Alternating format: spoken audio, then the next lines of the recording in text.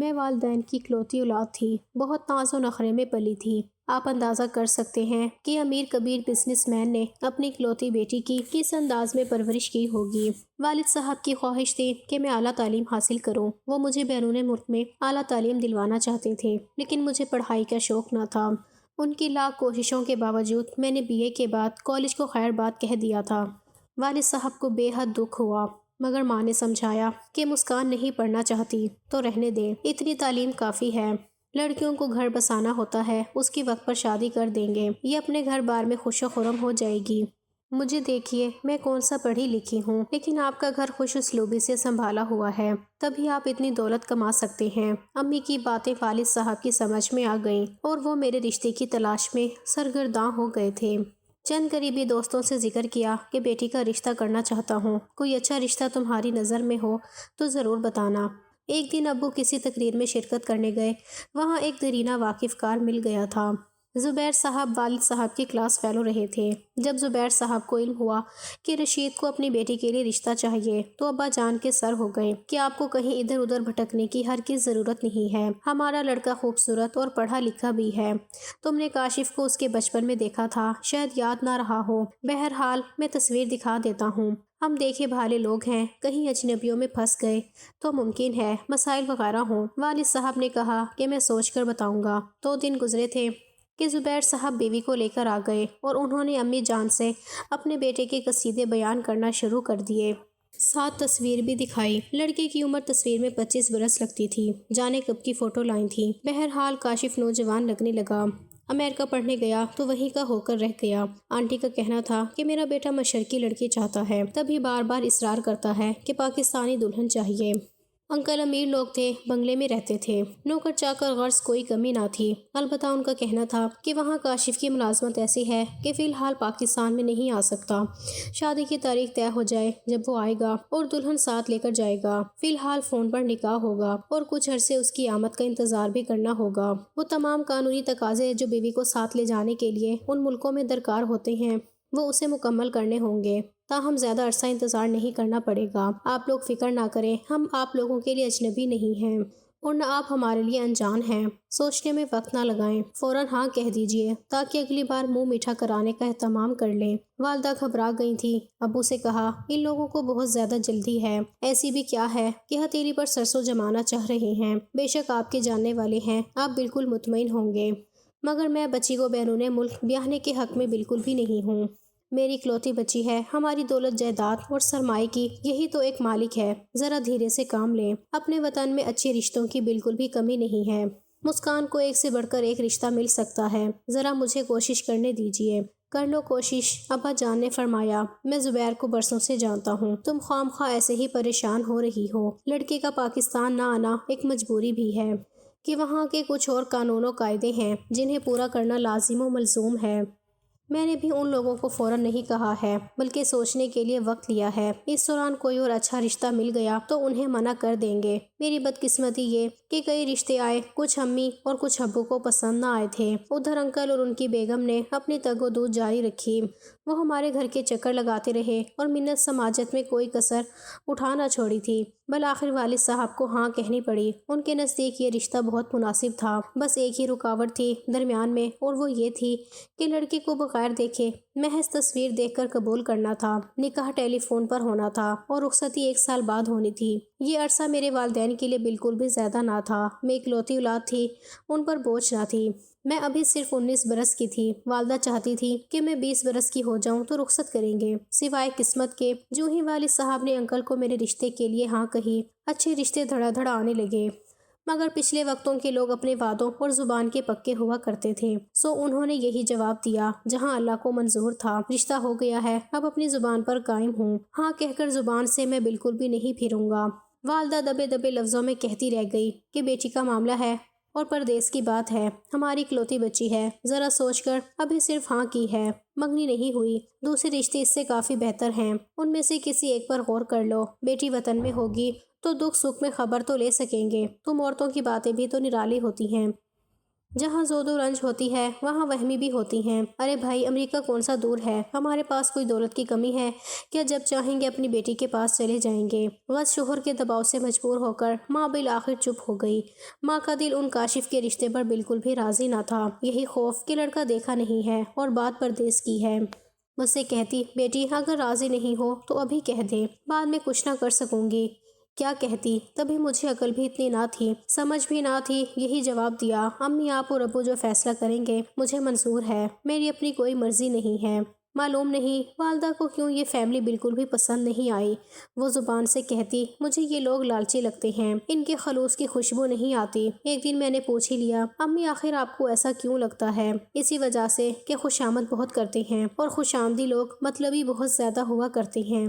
یہی بات کرتی ہے، میرے دل کو رشتہ لینے والے نیاز مند تو دکھاتے ہیں۔ وہ انہیں سمجھانے لگی، اب جو فیصلہ ہو گیا اس پر دل سے راضی ہو جاؤ اور زیادہ کیڑے مت نکالو۔ اچھے کاموں میں بھروسہ ہی خوشیوں تک پہنچاتا ہے۔ بھروسہ کرنا پڑتا ہے، دعا کرو کہ لڑکی کی قسمت اچھی ہو، ورنہ بہت سے دیکھ بھال کے باوجود بھی کبھی کبھی سودا بہت زیادہ مہنگا پڑ جاتا ہے۔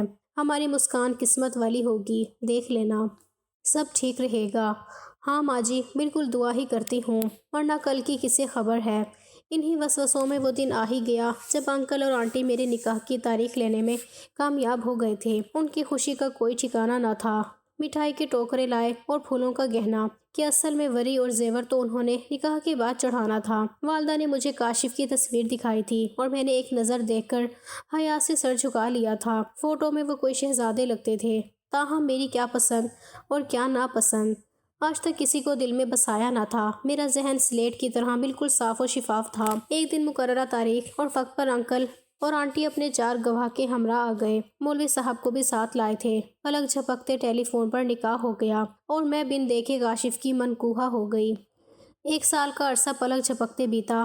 اس دوران والدین نے میرا خوب سارا جہیز بنا لیا۔ 2 دن پہلے کاشف امریکہ سے تشریف لے آئے اور دھوم دھام سے میری رخصتی ہو گئی۔ 3 ٹرکوں پر جب میرا جہیز کا سامان ان کے بنگلے میں اتارا گیا تو ساس سسر کی آنکھیں کھل گئی تھیں۔ والد صاحب نے ایک بنگلہ شادی سے قبل میرے نام کیا ہوا تھا۔ ایک شاندار گاڑی بھی انہوں نے مجھے دی ہوئی تھی۔ حالانکہ انہیں بھی معلوم تھا کہ مجھے کاشف کے ہمراہ امریکہ جانا ہے، مگر محبت سے مجبور تھے۔ چاہتے تھے بیٹی کی رخصتی کے وقت سبھی چیزیں جہیز میں دے دیں۔ حالانکہ بظاہر میرے ساس سسر نے ایسا کوئی مطالبہ نہیں کیا تھا۔ وہ کہتے تھے کہ ہمیں بس لڑکی سے غرض ہے، جہیز دیں یا نہیں آپ کی خوشی ہے۔ والدین کی زندگی میں ایسی خوشی کا دن دوبارہ کب آنا تھا؟ میں ان کی واحد اولاد ہوں، ہر شے ان کی مجھے ہی ملنی تھی، تو انہوں نے سب ارمان نکالے۔ رخصتی ہو گئی اور میں دلہن بن کر کاشف کے گھر آ گئی تھی۔ لیکن ایک بات سب نے محسوس کی کہ دلہا چپ چپ تھا، مگر کچھ سہما سہما سا تھا۔ حالانکہ امریکہ میں تھا۔ کسی نے کہا کہ بیرون ملک سے آیا ہے، اس لیے الگ سا لگ رہا ہے۔ کسی نے کہا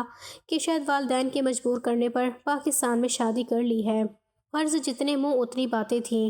میں پھولوں کے سیج پر دلہن بنی بیٹھی تھی۔ رش کم ہو گیا اور رات کا 1 بج گیا، مگر دلہا صاحب کمرے میں نہ آئے۔ بیٹھے بیٹھے کمر دکھنے لگی، جی چاہتا تھا کہ بستر پر لیٹ جاؤں اور سو جاؤں۔ اکیلی کمرے میں گھونگھٹ اوڑھے بیٹھی تھی۔ بالآخر کمرے میں آہٹ ہوئی۔ کاشف صاحب اندر تشریف لائے اور سامنے پڑے ہوئے صوفے پر بیٹھ گئے تھے۔ میں انتظار میں تھی کچھ بات کریں گے، مگر انہوں نے کوئی بات نہ کی اور نہ گھونگھٹ اٹھا کر میرا چہرہ دیکھا، بلکہ کش لینے لگے تھے۔ اس حرکت پر وحشت زدہ ہو کر میں نے خود ہی گھونگھٹ اٹھا دیا۔ سوچا امریکہ میں دلہنیں اس طرح گھونگھٹ نکال کر نہ بیٹھتی ہوں گی، تبھی انہیں معلوم نہیں کہ دلہن کا گھونگھٹ اٹھانا ہوتا ہے اور اسے منہ دکھائی بھی دینی ہوتی ہے۔ منہ دکھائی گئی بھاڑ میں بات تو کم از کم کر لیتے، مگر خاموشی اتنی زیادہ گہری تھی کہ میرا دم گھٹنے لگا تھا۔ سوچا گونگے تو نہیں، ٹیلی فون پر آواز تو سنی تھی میں نے، اب کیوں بیٹھے ہیں؟ بالآخر تنگ آ کر خود ہی اپنا گھونگھٹ اٹھا کر دیکھا تو صوفے پر پڑے سو رہے ہیں۔ سوچا لمبا سفر کر کے آئے تھے، آتے ہی شادی کے کاموں میں بڑھ چڑھ کر حصہ لیا اور تھک گئے ہوں گے۔ اتنے میں صوفے پر بیٹھتے ہی لیٹ گئے۔ میں بھی بستر پر لیٹ گئی، مگر اب نیند کوسوں دور جا چکی تھی۔ گھنٹہ یوں ہی پڑی رہی اور سوچتی رہی۔ پیاس محسوس ہوئی اور پھر حلق میں کانٹے سے چبھنے لگے تو اٹھ بیٹھی۔ دبے قدموں پلنگ سے اتری اور کاشف کا کندھا ہولے سے ہلایا۔ وہ ہڑبڑا کر اٹھ بیٹھے۔ میں نے کہا بہت پیاس لگی ہے۔ انہوں نے میز کی جانب دیکھا جہاں پانی کا جگ اور گلاس رکھے ہوئے تھے۔ تبھی میں کچھ شرمندہ سی ہو گئی۔ وہ اٹھے، جگ سے گلاس میں پانی بھر کر اور ایک گولی دے کر کہا پانی کے ساتھ یہ بھی کھا لو، شاید تھکن سے تمہارے سر میں درد ہو رہا ہوگا، تبھی تم کو نیند بھی نہیں آ رہی۔ میں نے چپ چاپ ان سے گولی لے کر لے لی، اور کرتی بھی تو کیا کرتی۔ وہ نیند سے بھری سرخ آنکھوں سے میری طرف ایسے دیکھ رہے تھے جیسے کوئی خواب میں کسی تصویر کو تکتا ہو۔ سوچا یہ نیند پوری کر لے تو ہی اچھا ہے۔ گولی کے اثر سے میں بہت دیر تک سوتی رہی۔ جب جاگی دن چڑھ آیا تھا اور دولہا صاحب کمرے میں موجود نہ تھے۔ دن بھر مہمانداری ہوتی رہی۔ دولہا نہ جانے باہر کن کاموں میں مصروف تھا۔ رات آدھی بیت چکی تھی۔ تب کمرے میں قدم رکھا، بولے گولی کھا لو۔ میں نے کہا میں نے تو آج بالکل بھی نہیں مانگی، آج میرے سر میں درد بھی نہیں ہے۔ پھر بھی کھا لو، نیند سکون سے آ جائے گی۔ مجھے نیند کے لیے گولی کی بالکل بھی ضرورت نہیں ہے۔ بولے کھا لو، کل ہم نے سفر پر روانہ ہونا ہے، بہت لمبا سفر ہے، بہت زیادہ تھکن ہوگی، آپ تھک جاؤ گی۔ آج کی رات بھرپور اور پوری نیند لینا بہت زیادہ ضروری ہے۔ سمجھ گئی تھی کہ معاملہ کیا ہے۔ کاشف کو شادی کی ضرورت بالکل بھی نہ تھی، والدین نے مجبور کیا تھا۔ یہ ایک ایسا معاملہ تھا کہ کچھ لڑکیاں خاموش رہ کر اپنی شرافت کا ثبوت دیتی ہیں اور کچھ گھر کسی اور جانب راغب ہو جاتی ہیں۔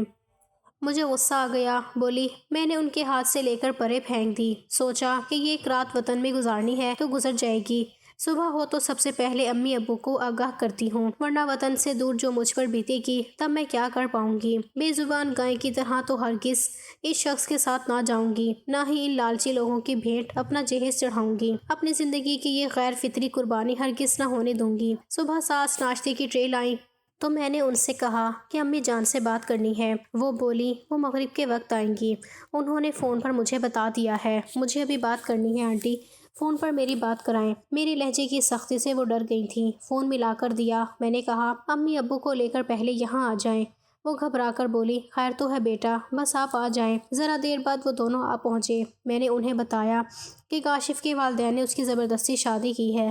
اس نے مجھے قبول نہیں کیا، میرا گھونگھٹ تک نہیں اٹھایا، نیند کی گولی دے کر سو جانے کو کہتا ہے۔ پردیس میں جو مجھ پر بیتے گی وہ میں کس سے کہوں گی؟ میں ہرگز اس کے ساتھ نہیں جاؤں گی۔ آپ لوگ ٹرک لائیے، پہلے میرا جہیز اٹھائیے اور پھر مجھے اپنے ہمراہ لے جائیں۔ ابو نے کاشف کو بلا لیا۔ وہ بولا آپ کی بیٹی بالکل ٹھیک کہہ رہی ہے، میں نے والدین کی خاطر شادی کی ہے، انہوں نے مجھے مجبور کیا تھا، میں اس بندھن کا اہل نہیں ہوں، بے شک ابھی اس بندھن کو ختم کر دیں۔ والد صاحب نے ٹرک والے کو فون کیا۔ ساس سسر بولے ارے بھائی صاحب جی آپ کیا کر رہے ہیں؟